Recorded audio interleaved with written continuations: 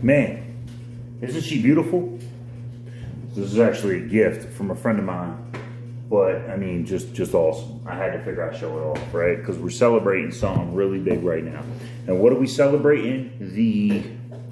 How can I say this appropriately for the Miami Sports Music page? The scoundrel that Chris Greer is, robbing people of draft picks. So for those of you that don't know, Miami just made these monster trades. And we're excited about it. We're going to talk about it right now. So check out Miami Sports Music for the rest. This is a Miami Sports Music Podcast Network production. Be sure to visit us at miamisportsmusic.com/podcast. And be sure to follow us on Facebook, Instagram, and Twitter at Miami Sports Music. Now sit back, relax on whatever listening device you are on, and enjoy the Miami Sports Music Show. Now, when I'm talking about what would Shula do, this is what's it. This is what Shula would do, man. So for those of you who ain't really familiar with exactly what happened, let me break it down for you. So first and foremost, I made a video. I made a video the night before this happened, like 12 hours before, right? Where I cautioned y'all and I talked about a couple of potential trades, but the one I really spoke up about, and the one I was kind of the most excited about, was one that a lot of people weren't talking about. And that was the potential to trade back to number 12 with the San Francisco 49ers. Lo and behold, less than 24 hours later, what did the Dolphins do? They trade back with the San Francisco 49ers. So here's the exact breakdown of the trade, and here's what I think this trade means to us. By the way, this is one of my favorite things. So this is a game-used football, if you can see it, from the Thanksgiving Day game. I forget the year it was. I think it's listed on here somewhere. Yeah, here it is. 2007 Thanksgiving Day game. Detroit Lions versus Green Bay Packers. So, X-ray here, you can see this was a game-used ball. I actually got this at the Pro Bowl. So I know the Pro Bowl's been in Orlando a couple times. But years back, when it was still in Hawaii every year, they made one attempt to try to move it. And they played a year in Miami. They played at what was then... Geez, what was it then? I think it might have been Dolphin Stadium at the time. This was before the Land Shark thing or any of that. But what is now the Hard Rock was our home, right? They played this game there. And kid was playing a drill. They had like a target drill, and he missed terribly and like bounced outside of the area. And the ball hawk that I am, I saw it, ran over, snagged it out of the air, and took off for security to get me. Any NFL security watching this, that's just a story proven in court, son. But to the rest of y'all, fins up. I love this ball. I gotta get a pump with some air. So anyway, what does this trade mean for us? A bunch of stuff. So here's the exact breakdown of what happened, because there was actually another trade involved. So first step, Miami goes from number 3 overall, which at this point is probably like a lock pick for Panasul with the whole Isaiah Wilson fiasco over it.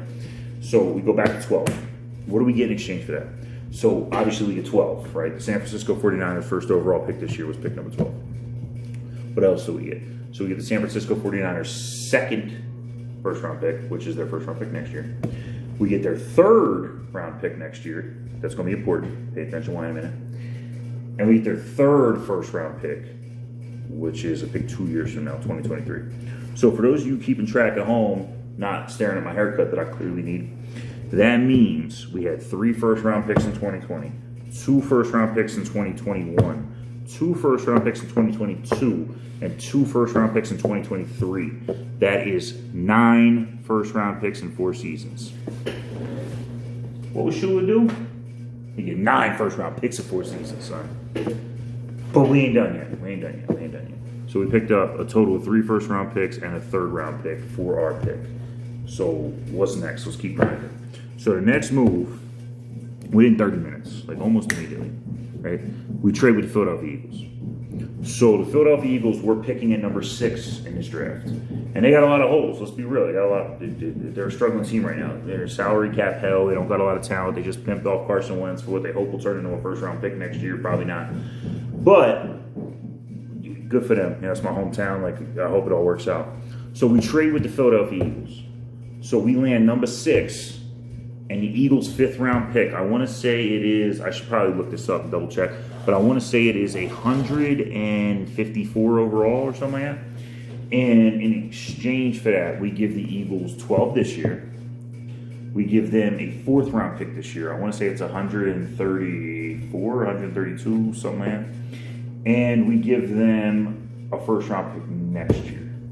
Now, I know that just shot a hole in my whole 1st round narrative, right? But you watched Greer and Flores produce 1st round picks out of thin air, like magic. Right? I had to censor myself for a minute. Don't be surprised if something else happens. You know, we land some more picks later. But for now, let's look at just a quick look at the offseason hype, right?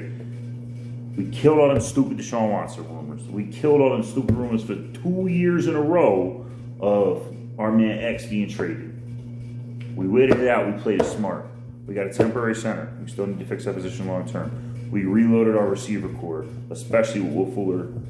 Will Fuller's going to be a long-term extension if he balls out this year. It's the ultimate risk-reward. Like, I'm thrilled with Miami for that. We got linebackers for days. Who's going to play inside, who's going to play outside, we'll see. Our scheme is still designed to crush the pocket from the inside, which is so valuable. And, yeah, we have some opportunity at the end and safety. Like, we're going to talk about all that. But for now, like, I mean, we had a Malcolm Brown, another depth running back. Like, we've made solid, smart, cheap, team-friendly moves. We're going to keep doing it. Shedding Kyle Vanoy's contract. Vanoy, man, like, I like him. I do. But kick rocks, bro. You ain't worth 10, 12 mil. Whatever. Like, nah, man. Keep moving. You know, the Shaq Lawson deal. He didn't really plan out for us last year. Bringing in another inside Pro Bowl linebacker, which pay attention, because we're going to talk a little bit about Jerome Baker and what, Bernard McKinley and what potentially could happen with the draft. We're going to do all that. But this isn't what we're doing right now. Right now, we're celebrating, son. Everybody take a drink with me. Come on. Right now, we're celebrating this draft. So, the move with the Eagles, one of the most important things I think we did in it that no one's talking about is that 1st round pick that we gave the Eagles is not the 1st round pick we just picked up from San Francisco. It's Miami's 1st round pick next year. Now, why is that important? Well, here's why. What pick did we just trade? The Texans pick. It wasn't our pick, right? Miami showed improved last year, and they're only going to show improve more, especially with a full offseason, especially with some of these young guys having a 2nd year in the league, a 2nd year under Flores. Like, yo, I'm so excited for what this team's going to do this year. And if anybody don't think we're going to finish in a higher spot than the 49ers, I mean, you call me. We got to talk, for real. But when I see, like, how this team continues to grow, like, all these wonderful things, like, give up their pick all day over ours. I really mean that. And our people back in Philly, I love y'all. Like, I hope for the best.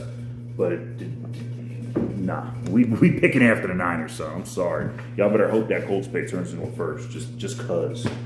So, not only are we, like, bandits right now for pulling off this trade. I mean, Chris Greer should be thrown in jail, son, with a felony. I co-signed a warrant. Like, I snitch on him. Like, he murdered. He stole everything from the Niners. If they do not draft well with this pick, they are going to tank the franchise. It just is what it is. Like, the Rams just did something similar. You know, they gave up everything to the Lions. The Lions got nowhere to go but up. So, hype. Let's talk about what it could mean. There's 2 scenarios. There's only 2. So Trevor Lawrence is #1 pick. That's obvious. Now here go the 2 scenarios on that. So the first scenario 1 is what probably should happen, and that's the Jets take Zach Wilson out of BYU. Now to be very clear, before we made this trade with the Niners, the Eagles reached out heavy, trying to trade up to 3 in the hopes that the Jets don't take Zach Wilson. They ended up bailing out. Niners gave us more. So be it. But and for the sake of scenario number 2, the Jets take the quarterback, right? The Jets have continuously struggled with drafting well. Like, it's almost laughable. You know, I have fun laughing at them because I hate the Jets. But the Jets have struggled. It is what it is. So, if they take Zach Wilson, BYU, they're probably going to try to pimp off Sam Darnold for whatever they can get. It is what it is. I ain't nobody worried about that. Darnold's clearly not the answer, in my opinion. I don't know if that means Zach Wilson's going to be. I'm a big fan of building a team around the quarterback before you get the quarterback, but call it. I don't run the Jets.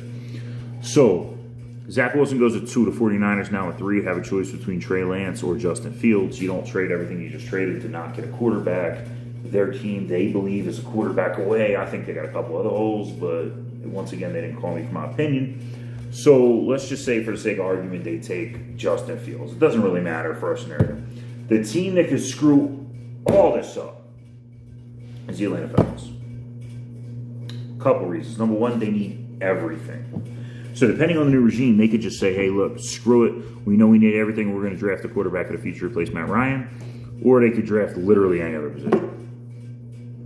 In this particular scenario, what Atlanta does doesn't matter quite as much as the next one I'm going to present, but it still matters. So here's why it doesn't matter as much. Because the Bengals at 5 only have 2 choices. I'm going to kick a field goal. We only got 2. Potentially 3, maybe, but let me talk you through it. So the first one is Penei Sewell. So Penei Sewell is potentially the best player in this draft. He's a franchise left tackle. The Bengals just drafted a quarterback last year who got hurt halfway through his rookie season and missed the rest of the year. They want to protect the guy. They need to protect the guy if he's ever going to do anything for this team. And let's face it, the Bengals are one of the more perennial, sorry franchises in the league. So Penei Sewell's on the board in this scenario. Now, is there a very good chance Atlanta takes Penei Sewell? Absolutely. In fact, if I'm Atlanta, I probably take Penei Sewell. Like, I think that's the smartest pick. But this is Atlanta. They didn't build a reputation on being smart. So, if Penei Sewell is there, the Bengals take Penei Sewell. Option 2, Ja'Marr Chase. So you've heard me say time and time again, Ja'Marr Chase is the best receiver in this draft. Not only is Ja'Marr Chase the best receiver in this draft, Ja'Marr Chase went to LSU. He sat out this year because of COVID. A lot of players did. I'm not knocking him for that. But what that means is the time he has spent on the field that's earned him the nomenclature title of the best receiver in this draft was spent with Joe Burrow, who is now the quarterback of the Cincinnati Bengals. Do I need to keep talking? Like, T. Higgins balled out last year, a second-round pick. T. Higgins, in my opinion, I think he's going to be one of the next pretty good wide receivers in the NFL. I'm not going to put him in the likes of Terry McLaurin, A.J. Brown, and DK Metcalf and the next generation of superstars just yet. But I think the kid could be really good, and Burrow needs that target. Tyler Boyd is right now their second best. He's all right. I'm not in love with him. I know he had the big play against us when there was some blown coverage, but I'm not. No one's losing sleep over Tyler Boyd. If you put Ja'Marr Chase on the field with both these guys, all right, now we're talking something. You got Joe Mixon, a hard-nosed running back. Giovanni Bernard's a scat back guy. Yeah, 3 solid receivers. Like, I think any team would take Tyler Boyd as their number 3. When you have Higgins and Ja'Marr Chase and Burrow, all very young guys, like on the field at the same time, it's a smart move. Now, the wild card here, and I've been kicking this back and forth in my head. I think, like, if this was a different team that we were talking about, I could see this guy being in a conversation. But just because it's Cincinnati and because of Burrow's familiarity with Chase, I think that they want Sewell 1 and Chase 2. I would say 1A, 1B, but I think they want to protect Burrow first. But the third guy is Kyle Pitts. Now, Kyle Pitts, you're going to hear me talk about a lot. Like, the kid's a baller, and I'm going to watch his career no matter where the hell he goes. Hopefully he doesn't land on a rival. But Kyle Pitts, I should say. I'm sorry, guys. He's just a baller. Like, he's maybe the best pass catcher in this draft. He's an elite tight end in the future. Like, we're talking about a tight end could potentially go as high as number 4 overall. Like, when's the last time y'all had that conversation? Because I ain't been there. Maybe Eric Ebron with Detroit was the last. I don't know. Whatever. It's not important. Again, I don't think Kyle Pitts is going to Cincinnati. And the only reason I don't is because I think they want to protect Burrow first with Sewell. And if they're going to get a pass catcher, they're going to get the guy that's the best pure receiver in this draft who already has familiarity with Burrow. Like, I think you have to do that. But Kyle Pitts is always a third option just because the kid is so good. I mean, the kid is pure. He's a Florida Gator who can block. He's not the greatest blocking tight end of all time or anything crazy like that, right? But he will be a solid blocker from day one at the NFL level. And the kid's size, route running, hands, speed, like it's all good, man. It's all good. And you'll hear me talk about him again in a couple minutes. So I think those are the scenarios that could go before us. That's the first scenario, I should say. So in that scenario, Well, really, both these scenarios are going to lead me to the same place. So let's go to the second scenario real quick before I start ranting. So second scenario is, once again, I said Trevor Lawrence at 1 for both these scenarios.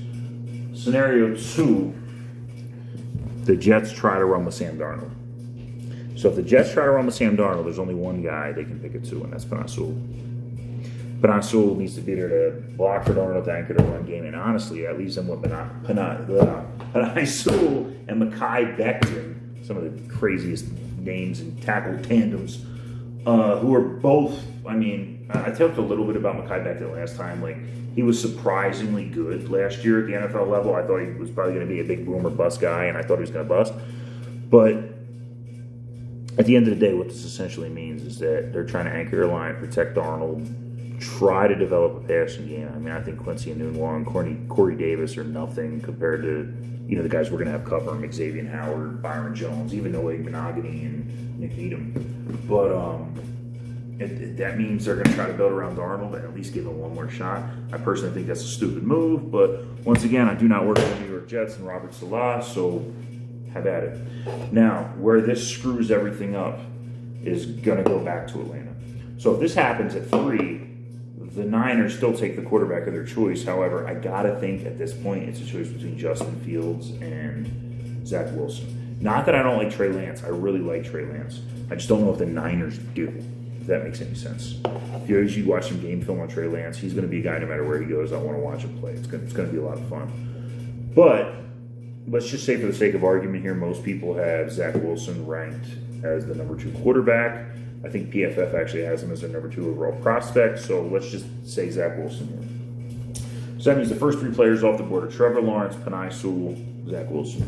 Now, Atlanta goes literally anywhere. Once again, they could draft the Justin Fields to be the heir to Matt Ryan. They could draft the best receiver available and say, well, Julio's getting old. We're going to film with a pair with Calvin Ridley. They could take Kyle Pitts. They could take, I mean, one of the best corners. Their defense is shambles. They could take any of the defensive players. Patrick Surtain, Michael Parsons, Gregory Rousseau. Like, Atlanta worries me more than any other team just because they could do something crazy. And if they were smart, I think they'd be trying to get on a trade train too. But historically, they're not smart, so who knows? But not knowing what Atlanta's going to do throws a wrench into this whole thing. But either way, I don't think they're going to take receiver. So if they don't take receiver, I think that still leaves Jamar Chase on the board. And everything I just said in the last scenario rings true. I think the Bengals take Jamar Chase. Now, where does that leave Miami? Well, I'm going to wrap this up really quickly. That leaves Miami in one of 2 places. We traded up to number 6 for a reason, son. There's a player that Greer and Flores are in love with, and I don't know who it is. I wish I did. But that player is going to be the sure shot pick at 6. And here's what scares me. We have 2 players on our roster who we're all fans of, and both these players play positions that could potentially become expendable based on this draft pick. And both these players are also in the last year of their rookie contracts. And we're talking about Jerome Baker and Mike Gesicki. Now, the one way this plays out, where we get to keep everybody, is we draft Micah Parsons, who was the guy I was initially very, very high on before we finished with the number 3 pick, and I thought we had a shot at Sewell.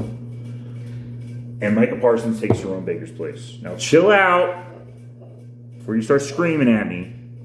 Jerome Baker ain't going nowhere. In this scenario, based on what we have on roster currently, Micah Parsons takes over the inside spot next to Bernard McKinley, and Jerome Baker moves to a Sam, a right outside linebacker, which is where he played at Ohio State in the first place. And to be honest with you, where the kid excels. Like, I would be thrilled with this scenario. I really would. The bad scenario, if we draft Parsons, is that we decide to move on from Baker, which I hope at least Baker finishes out the year. I really do. You know, I heard when we traded Raekwon last year. I hope we don't trade Baker. I hope he balls out. We end up re-signing him with a team-friendly deal. But I would love this scenario, right? We kick Baker outside, slide Parsons in here next to McKinley. All of a sudden, I'm thrilled about our linebacking core, especially because if you heard me watch these videos, I've talked time and time again about our inability to stop the run and our inability to cover tight ends and running backs out of the backfield. Now, a lot of that has to do with safety, which we can get back to in a little bit. Probably not today, next time. But that's a possibility. The other possibility, and this one makes me a little more uneasy, is we draft Kyle Pitts. Now, I'm not uneasy because I don't believe in Kyle Pitts. I think Kyle Pitts is an absolute baller. Why I'm uneasy is because that may or may not mean we don't re-sign Mike Gesicki. Now, Gesicki, just being honest, I think Gesicki's a better blocker than a lot of people do. Maybe I'm wrong here, but Gesicki clearly shows his strengths as a receiver. So I would love to have a package on the field most of the time that involves Kyle Pitts, Mike Gesicki, Devontae Parker, Will Fuller. I'd absolutely love it. The problem is with Gesicki being in the last year of his contract, if we draft a guy like Kyle Fuller, that may mean we don't bring Gesicki back. Mike, I love you. You've been a baller. Your family comes and tailgates with us, man. I've seen him in Miami. I've seen him in Green Bay. Like, I want you to be on the team, man. But, sometimes cap casualties is cap casualties. I hope that's not what happens, but it's a possibility, and I think we need to prepare ourselves for as Dolphins fans. Because here's the thing. We traded the 6 for a reason, son. We're in love with a player. And Sue ain't going to be there. And I don't think that player is Jamar Chase. And if it ain't Chase, it definitely ain't one of the other receivers. When you have 11 receivers on your roster, 12 if you count Perry, nah. So that player is one of these two guys I just mentioned. I feel it in my heart. And if something changes, I'll let y'all know. But as of now, I don't see it. I see it being one of these two guys. And especially with the scenarios I just laid out, I think that's how it happens. So we'll see what happens, man. Hey, quick shout out, quick message. So Miami Sports Music is definitely going to be just something big on the night of the NFL Draft Round 1 and on the day of the NFL Draft Round 2 and 3. So as of now, it's looking like we'll not be in Cleveland, mostly because anybody with Inner Circle tickets has to be vaccinated. Now, I'm not one of these people that are like, completely screw a vaccine or anything like that. I don't think I need it, but just being honest, it's a month till the draft. The timing with the shots and all that stuff, it's too much. The NFL screwed up here. They did. So we're definitely going to have a live show, which I will 100% be a part of. Jamie Bahamas, Doug We Do Wrong, TD Fins Talk, Solo D, Stephen D, everybody, man. We're going to have a lot of fun. I hope y'all join us on draft night. I'm going to have probably 30 of these at least by the time we get to pick 18. So fins up, pay attention. Another note, please check out the Miami Sports Music website. I know a lot of you guys are getting these directly YouTube or messengers being passed around, whatever it is. Please go check us out over there. I'm going to start doing a better job myself, including all the links and all that wonderful stuff. But in the meantime, love y'all, fins up. Hit us up. Oh, and hey, I want to talk to some of these guys about maybe raffling off some merchandise or something. So if any of you guys have an idea or whatever, shoot it to me. We're going to have something big for draft night. Talk to everybody soon. Fins up. Think about what I said. And hey, Greer, you that guy, bro. Peace.